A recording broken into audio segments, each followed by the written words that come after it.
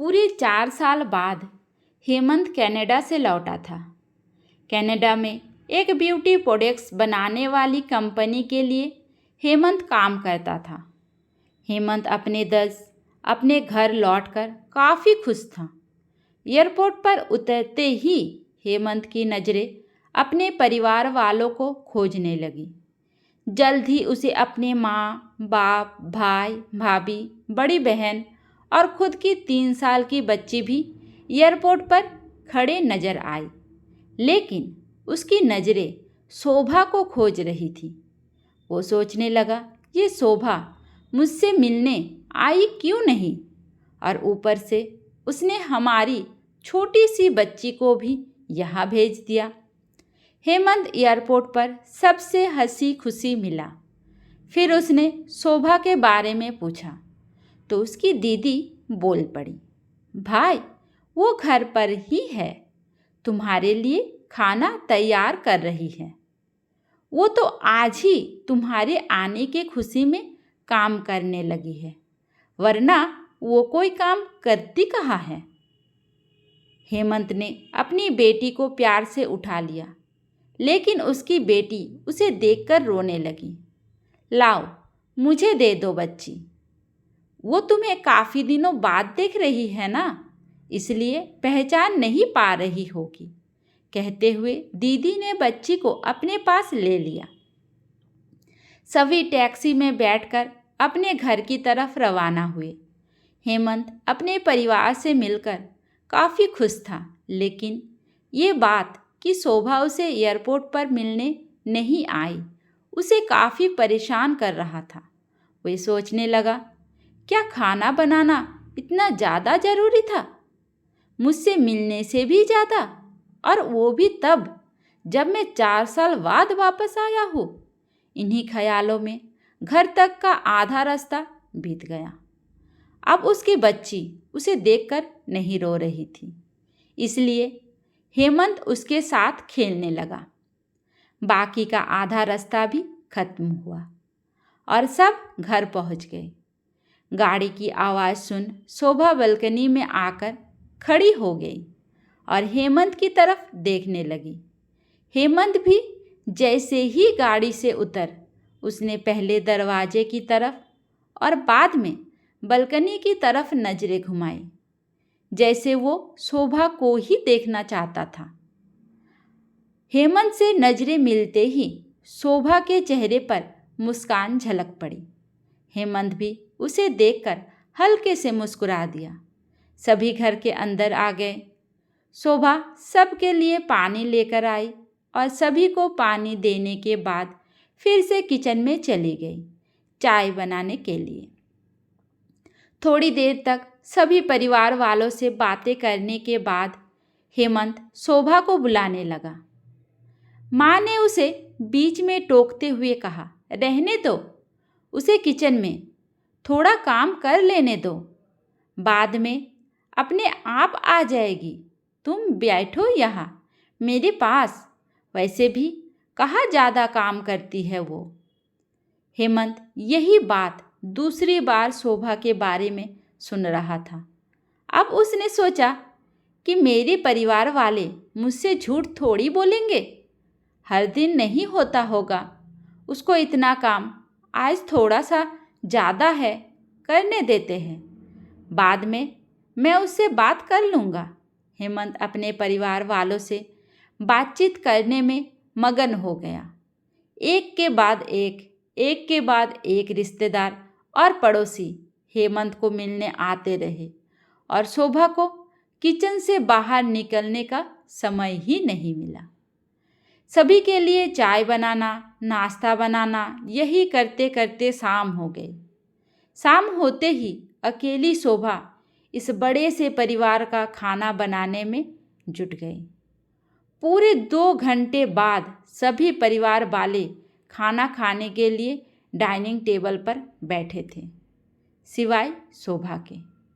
हेमंत चाहता था कि शोभा भी उसके साथ बैठकर खाना खाए, लेकिन फिर माँ ने कहा कि अगर वो भी हमारे साथ खाना खाने बैठ जाएगी तो सबको परोसेगा कौन। सभी के खाना खाने के बाद शोभा ने अकेले बैठकर खाना खाया। रात को सोने के वक्त हेमंत और शोभा अच्छे से मिल पाए। हेमंत शोभा के साथ काफ़ी बातें करना चाहता था, लेकिन वो उसके चेहरे पर थकान और नींद अच्छे से देख सकता, इसलिए उसने शोभा को परेशान न करने का फैसला किया और उसे सोने दिया। शोभा सोने ही वाली थी कि उसकी छोटी सी बच्ची रोने लगी, तो शोभा तुरंत उठकर उससे दूध पिलाने के लिए चली गई। हेमंत कब सो गया उसे पता ही नहीं चला। जब सुबह बच्ची के रोने की आवाज़ आने लगी तो हेमंत उठा और शोभा को पुकारने लगा। जब शोभा पास नहीं दिखी तो उसने बच्ची को चुप कराया और फिर से सुला दिया। हेमंत बाद में शोभा को देखने लगा। शोभा उसे फिर से किचन में मिली, जो सुबह सुबह है ही जल्दी उठकर घर वालों के लिए चाय नाश्ते की तैयारी में लग गई थी। अब हेमंत सोचने लगा, माँ और दीदी तो कहती थी कि शोभा ज़्यादा काम नहीं करती है, लेकिन जो मैं देख रहा हूँ वो तो कुछ अलग ही है। हेमंत अब सब समझ गया था, पर वो अपनी माँ को ऐसा नहीं बोल सकता था कि शोभा से ज़्यादा काम ना कराया करो।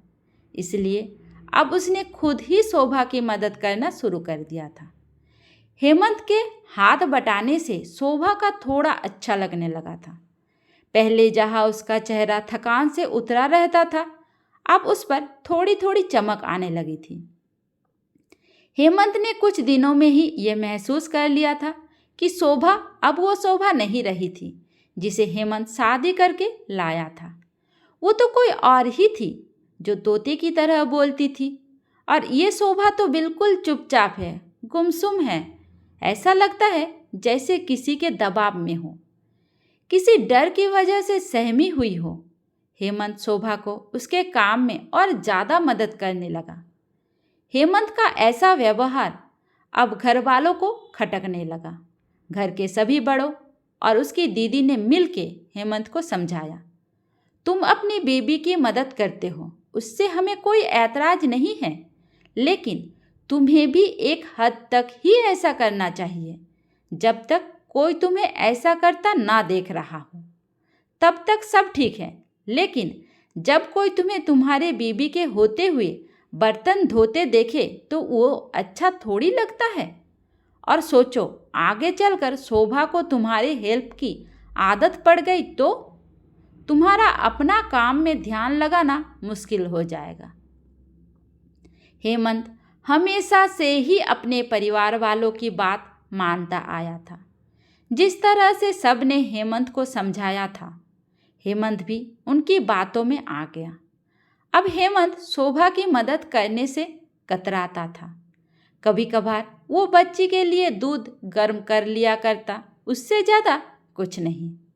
घर वालों ने हेमंत को विदेश जाने से मना कर दिया और कहा कि ये यहीं पर कुछ काम कर लो। हेमंत ने अब घर से यूं ही ब्यूटी प्रोडक्ट ऑनलाइन बेचना शुरू कर दिए। उसका परिवार भी अब बढ़ गया। अब उसे 2 बेटियां और 1 बेटा था। दोनों बेटियां स्कूल जाने लगी थी, लेकिन बेटा अभी भी छोटा था। जितना हेमंत कमाता था उतना सबके लिए काफ़ी न था। काफ़ी सोच विचार करने के बाद हेमंत ने यह फैसला किया कि वो अब शोभा के साथ शहर में जाकर रहेगा, जहाँ पर शोभा भी काम कर पाएगी और वो घर से ही अपनी ब्यूटी प्रोडक्ट बेचना शुरू रखेगा। इस तरह से वो अपने पैसों की तंगी को पूरा करेंगे। परिवार वालों ने भी हेमंत को इजाज़त दे दी। हेमंत चाहता था कि माँ भी उसके साथ रहे, लेकिन माँ को शहर में आना मंजूर न था। माँ बड़े भाई के साथ रहने लगी। शहर में अब शोभा नौकरी करती और हेमंत घर से ही ऑनलाइन अपने प्रोडक्ट बेचता। कई साल ऐसे ही बीत गए। शोभा घर का काम और बाद में बाहर का काम करके पहले से भी ज़्यादा थकी थकी रहने लगी। परिवार वालों की हेमंत के दिमाग में डाली बातें अभी भी उस पर असर करती थी। वह यहाँ पर भी शोभा का हाथ ना बटाया करता। हेमंत अब दिन रात अपने प्रोडक्ट बेचने में ही मसरूफ़ रहता। कभी कभी शोभा उससे कहती कि मुझे अच्छा नहीं महसूस हो रहा है, मुझे डॉक्टर के पास ले चलो। वो हाँ कह देता, लेकिन अपने काम में इतना खो जाता कि कभी उसको डॉक्टर के पास ले ही नहीं जाता। शोभा तो बीमार थी ही, लेकिन एक बार हेमंत बहुत ज़्यादा बीमार हो गया। इतना बीमार हो गया कि उसे अस्पताल में भर्ती करवाना पड़ा। अस्पताल में हेमंत के पास सिर्फ शोभा थी और कोई नहीं। इतना बीमार होने के बाद भी उसके परिवार वालों ने सिर्फ उससे मिलकर वापस अपने घर चले गए थे। उसका सहारा बनने के लिए, उसकी तकलीफ बांटने के लिए कोई भी उसके साथ नहीं था। बिस्तर पर पड़े और शारीरिक तकलीफ से गुजर रहे हेमंत को अपने का ऐसा व्यवहार बहुत तकलीफ दे रहा था। फिर वो सोचता कि उसने भी तो शोभा के साथ जिंदगी भर यही किया है। क्या वो शोभा का जीवन साथी सिर्फ नाम का ही था? जब साथ देने की बारी आती थी तो उसने दूसरों के बहकावे में आकर उससे किनारा कर लिया था। यहाँ तक कि शोभा के खुद अपने मुंह से कहने के बाद भी उसकी तकलीफ को वो नज़रअंदाज करता आया था। हेमंत को अब अपना दर्द शोभा के दर्द के आगे मामूली सा लगने लगा। उसके दर्द को ना बांटकर उसने बहुत बड़ा गुनाह किया हो, ऐसा उसे लगने लगा। पश्चाताप के आंसू हेमंत की आंखों से बहने लगे। उसने अपनी सारी गलतियों और गुनाहों के लिए शोभा से माफ़ी मांगी।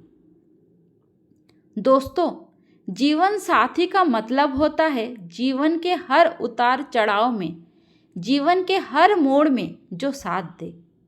साथ होने और साथ देने में उतना ही फर्क होता है जितना सिर्फ वादा करने में और सचमुच वादा निभाने में होता है। दोस्तों, एक पत्नी की दर्द भरी कहानी की पति के दृष्टिकोण से हमने बताया।